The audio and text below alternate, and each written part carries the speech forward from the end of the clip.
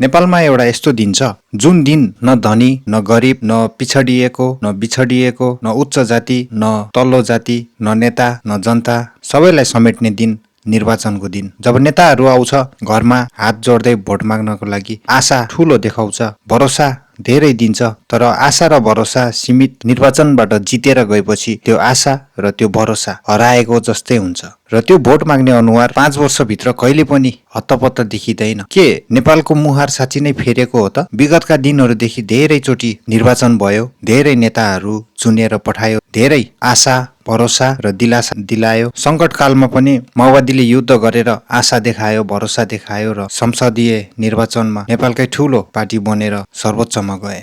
के हामी नेपालीहरूले नयाँ नेपाल पायौं कि त्यही पुरानै खेलको हामी भागीदारी भइरहेको छौं? फेरि पनि नयाँ दलहरू, नयाँ नेताहरू, त्यही पुरानै भाषणको साथ हामी आम जनताको साथमा र हामी आम जनतासँग भोट माग्दै हिँडिरहेको छ। के नयाँ नेताहरू पनि त्यस्तै हो? जब हामीले भोट दिन्छौं तब आशा हुन्छ, अब त देश बन्छ, भरोसा हुन्छ, अब गरिबी हट्छ, मनभित्र कतै न कतै सानो आशा पलाइरहेको हुन्छ, अब देशमै रोजगारी पाउँछ भनेर। के हामीले नयाँ नेपाल देख्यौं कि हामीले नयाँ नेपाल पाउनु पर्ने थियो? नयाँ नेपाल पायो? के हाम्रो परिवारहरू सँगै छन्? एकचोटि भोट हाल्नुभन्दा अगाडि सोच्नु होला, किनभने यहाँ धेरै नयाँ शक्तिहरू निस्केको छ जो नेपाल बनाउँछु भन्दै आइरहेको र नेपाललाई अब परिवर्तन गर्छु भन्दै। के हामीलाई परिवर्तन भएको महसुस भएको छ आजको दिनसम्म? एकचोटि सबैले सोच्नु होला, राम्रोलाई होइन, हाम्रोलाई पनि होइन, अनुहार राम्रो भएकोलाई हामी भोट दिन्छौं, तर सत्तामा पुगेपछि त्यही व्यक्तिहरू हामीलाई चिन्दैन।